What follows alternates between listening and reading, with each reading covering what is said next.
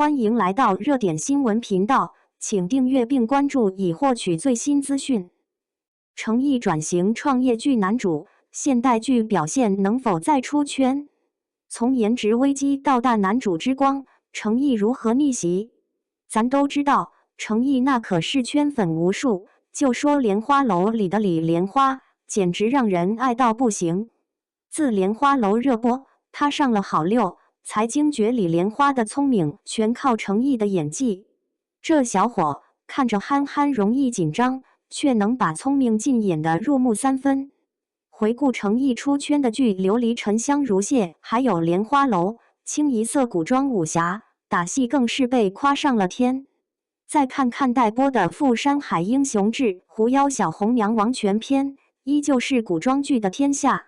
但说到程毅的现代剧，像《南风知我一身前》，除了粉丝，路人粉咋看呢？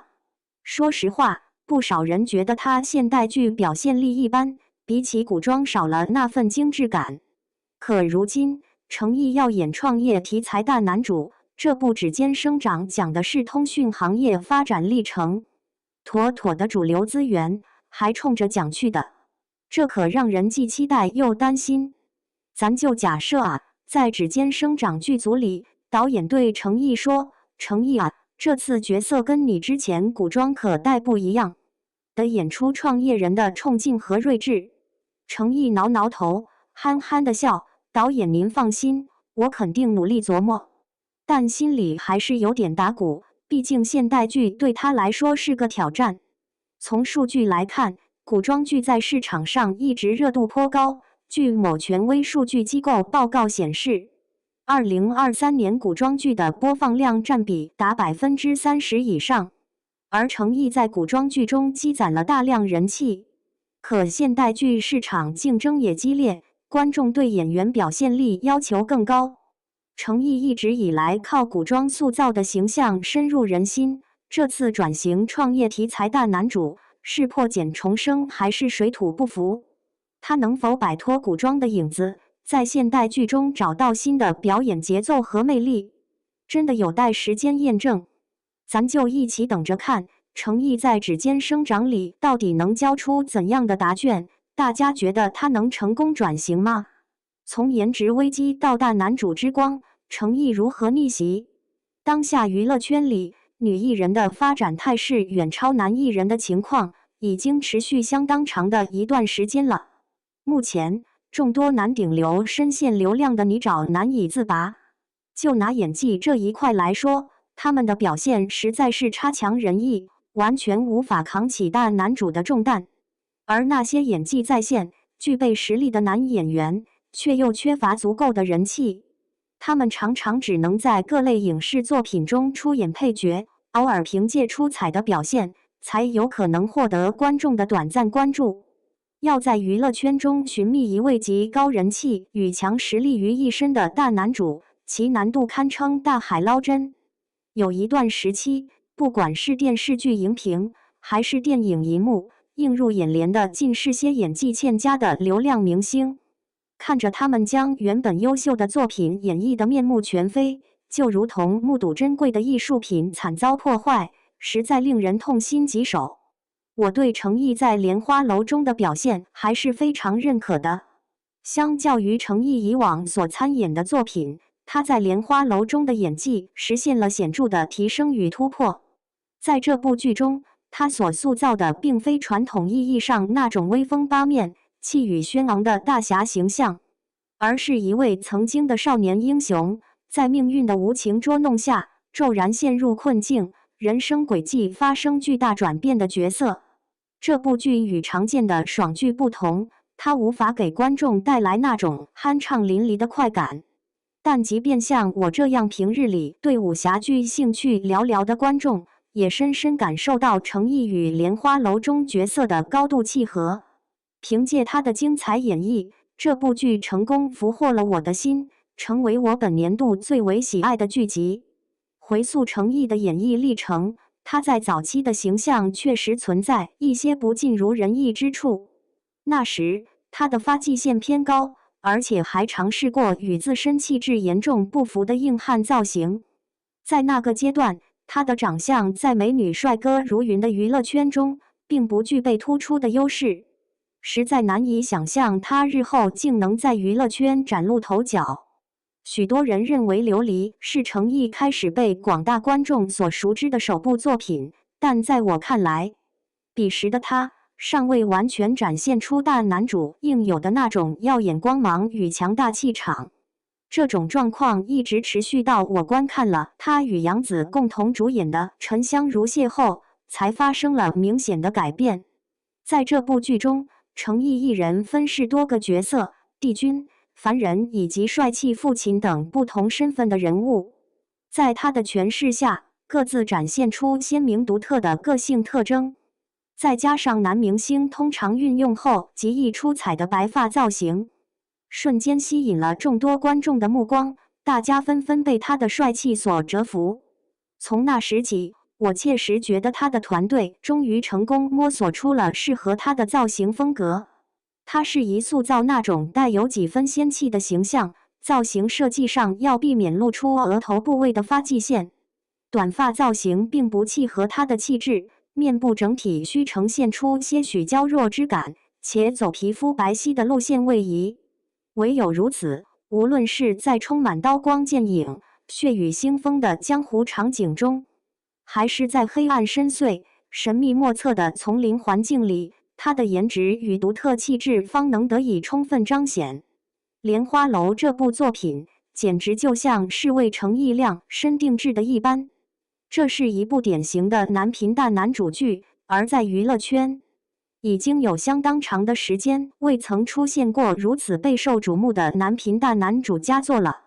上一次引发如此强烈反响的男频大男主剧，还要追溯到黄晓明主演的《大汉天子》。黄晓明在当时可算是兼具实力与人气的大男主的典型代表人物。然而，令人惋惜的是，在后续的演艺生涯中，他的戏路逐渐变得不稳定，白白浪费了自身在演艺事业上所积累的优势与资源。尽管他至今仍处于一线明星的行列，但总给人一种处于不上不下、较为尴尬境地的感觉。